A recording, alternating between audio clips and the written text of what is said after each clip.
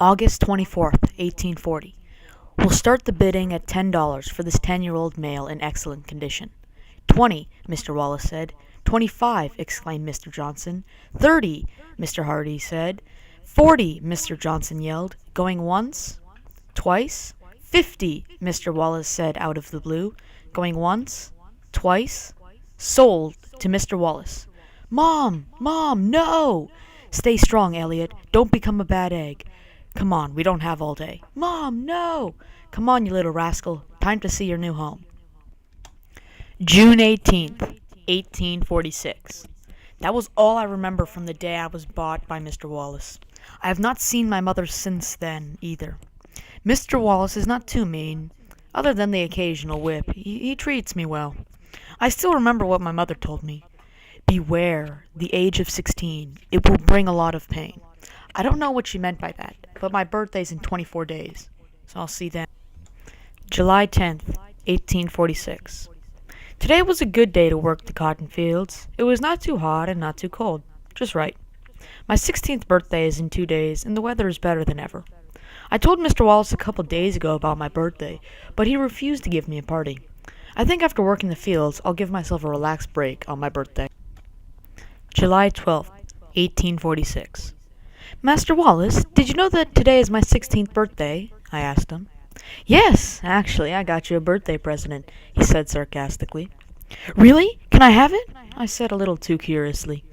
16 times, he said, followed by an evil laugh. Ha ha ha. What? A whip? I wondered. Then he hung me by my hands and whipped me 16 times. 1! Ah! 2! Stop! Please!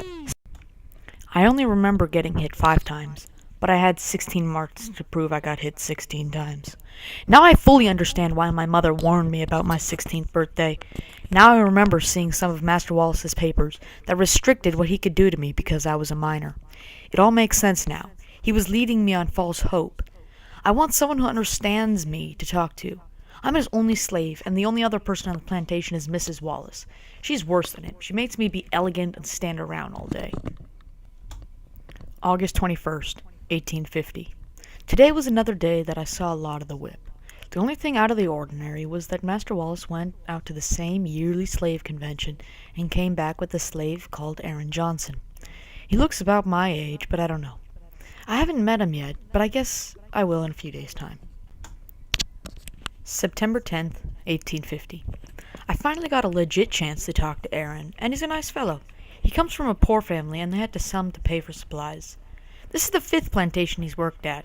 He's also tried to escape 3 times. He told me about a machine they had at his old plantation that made cotton growing 50 times more efficient. As I later found out, Master Wallace was listening, and 1 week later, we got one of those dreadful machines, the cotton gin. December 17th, 1850. According to Master Wallace, I'm worth a lot of money. He thinks he can sell me for $3,000. He's talking it over with Mrs. Wallace if they should sell me or not.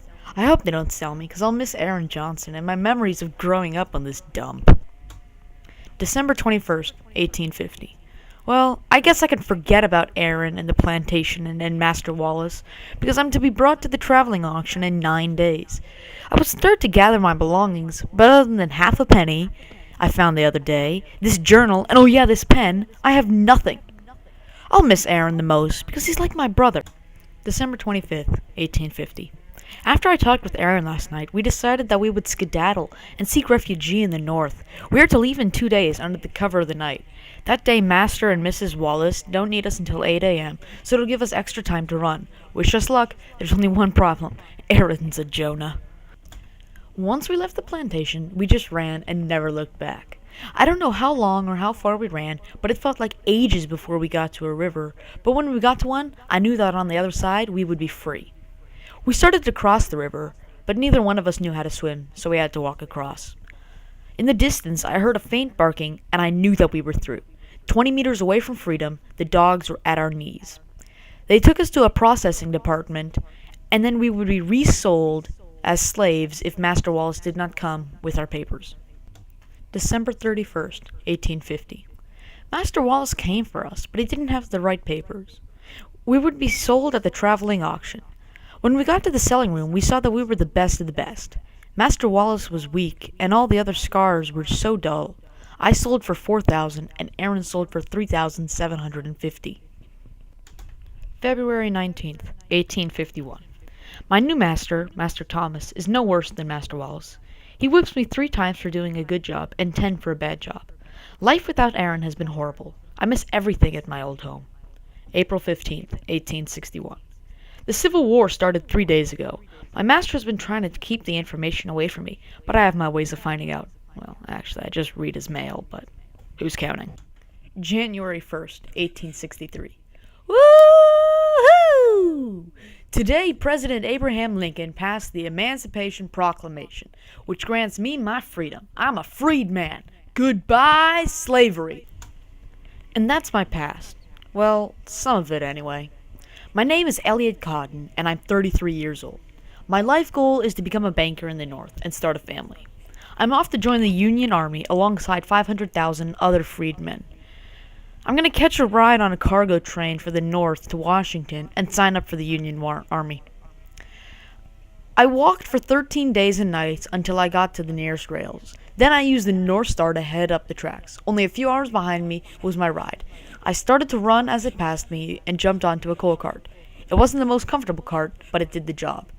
I fell asleep on the ride, and I was awoken by an awkward halt. After I awoke from my haze, I started to hear the rumbling of Washington. I got out of the coal cart and went on my way. I had to walk across town, and I was amazed at what I saw. Blacks selling goods to whites, blacks buying goods from whites, blacks owning businesses, and even blacks working for pay alongside whites. The North was truly the land of the free. Once I got to the military headquarters, I saw the sheet. Not just any sheet, the sign-up sheet for the Union Army. The most recent names on the list were Cole Merriman, George Douglas, and Aaron Johnson. Could it be real? Had Aaron had the same idea?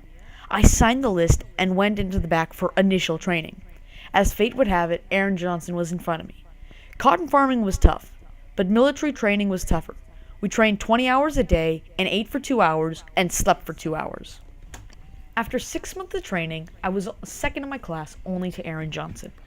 We were put into the same squad and were out on the front lines in less than a week.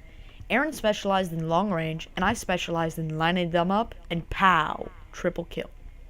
Those first 6 months were my favorite. I killed 301 and walked away with only a sprained ankle from tripping on a water crossing. Aaron, though, was less lucky. Once when he was sniping, he had been shot in the knee and was hospitalized for a month. But those second 6 months,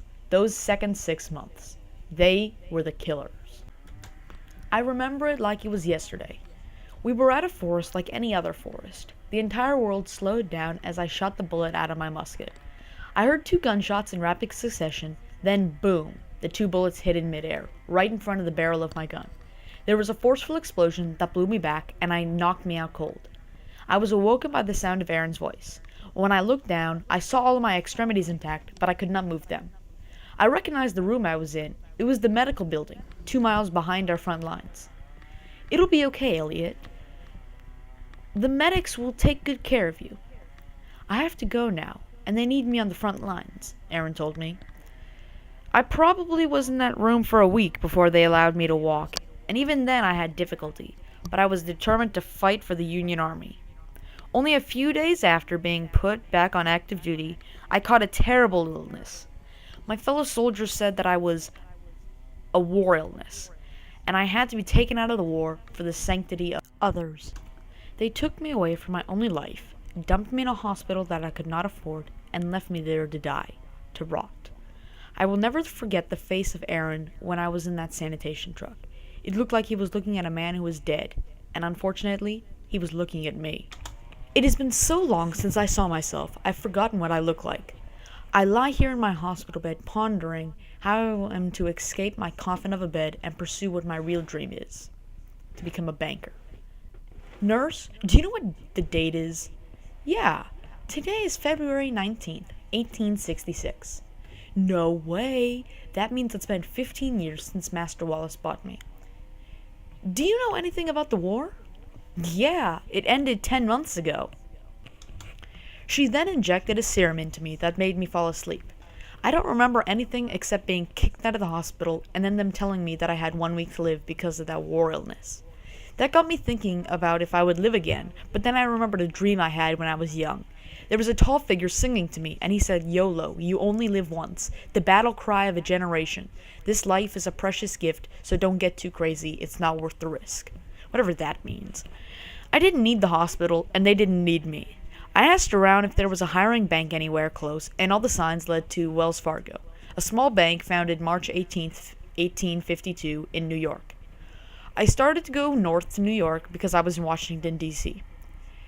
When I was leaving, I saw a sign that read, "Thanks for visiting New York."